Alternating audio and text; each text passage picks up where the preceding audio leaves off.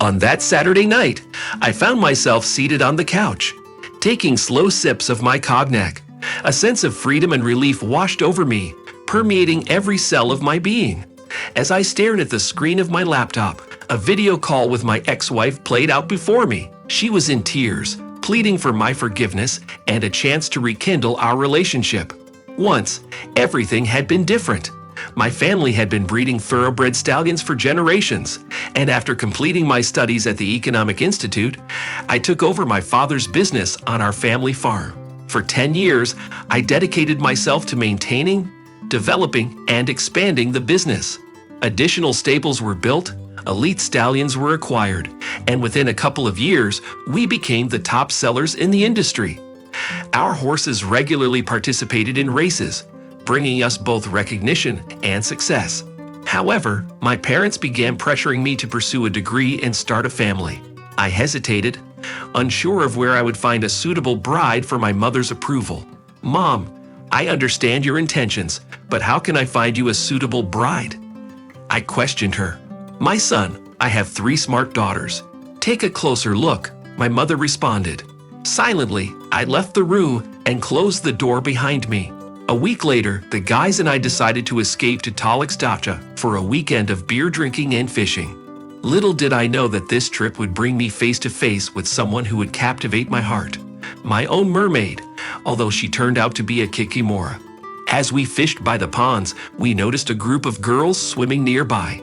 Intrigued, we struck up a conversation and continued to socialize at the dacha, dancing, drinking, and sharing kisses.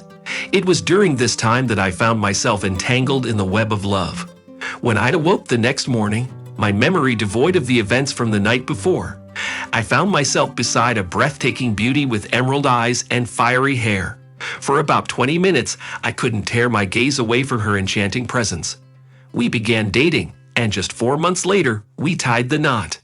The wedding was a magnificent affair, complete with a stunning white dress, photographs, and me in a dashing black tuxedo. Life carried on as usual, and it was decided that we would live in my house, closer to the stables, eliminating the need for me to commute from the city. Initially, everything was romantic. We lived in a state of love and harmony. In the mornings, I would head off to work after a sumptuous breakfast lovingly prepared by my beloved. In the evenings, a delicious dinner and a warm bed awaited me. This day started off like any other, completely unaware that it would be the last morning of my happily married life. As Christina asked me what time to expect me for dinner, I replied with my usual routine plans. I intended to stop by the stables, pick up some paperwork, and head to the bank for a financing interview scheduled for today. Little did I know that everything was about to change. While lost in thoughts of buying an Arabian horse named Typhoon, a phone call abruptly distracted me. It was the bank, informing me that the leading specialist who was supposed to conduct my interview had fallen ill.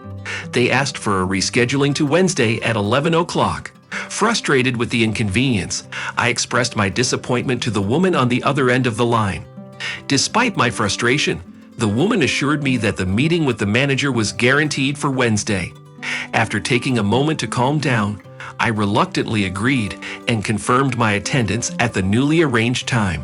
Deciding to utilize the unexpected free time, I stopped the car and called my assistant, Alina, to see if there were any tasks or appointments that could fill the void left by the canceled meeting.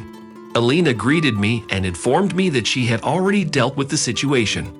The veterinary school had requested a tour for their students, which she had scheduled for the following day. Relieved that the day wasn't a complete loss, I thanked Elena for her efficiency and continued on with the new plan for the day. Little did I know that this minor schedule adjustment was just the beginning of the unexpected turn my life would take. "I'll try to call back now and reschedule for today," Lenachka mumbled.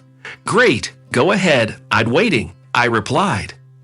I headed to the stables to inform the stablemen about the planned excursion and to have them prepare the troika for the ride. As I reached the location, I made my way to the workers' room, only to find it empty. Assuming they were tending to the stallions during feeding time, I proceeded towards the main stables. To my astonishment, I caught a glimpse of my wife entangled with the stable boy on a pile of hay. In that moment, anger coursed through my veins. making me contemplate unspeakable actions. What an ingrate you are! I uttered in disbelief as I forcefully grabbed my wife by the hair, pulling her to the ground.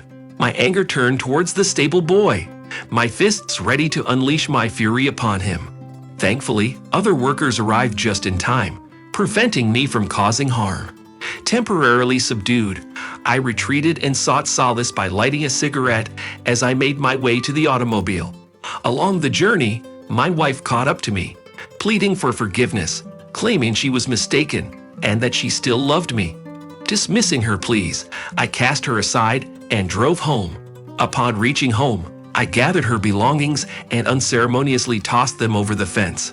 Following her act of infidelity, our paths only crossed once in court, where she attempted to claim half of my fortune in the divorce. However, it was revealed that my wealth was earned prior to our marriage, leaving her utterly destitute. Now I live a fulfilling life, engrossed in my beloved profession. Recently, I learned through mutual acquaintances that my former wife found herself entangled with a stable boy who turned out to be a tyrant. She now endures his abusive behavior every weekend when he indulges in alcohol. Ironically, during these troubled times, she reaches out to me, lamenting her unfortunate circumstances and begging for forgiveness.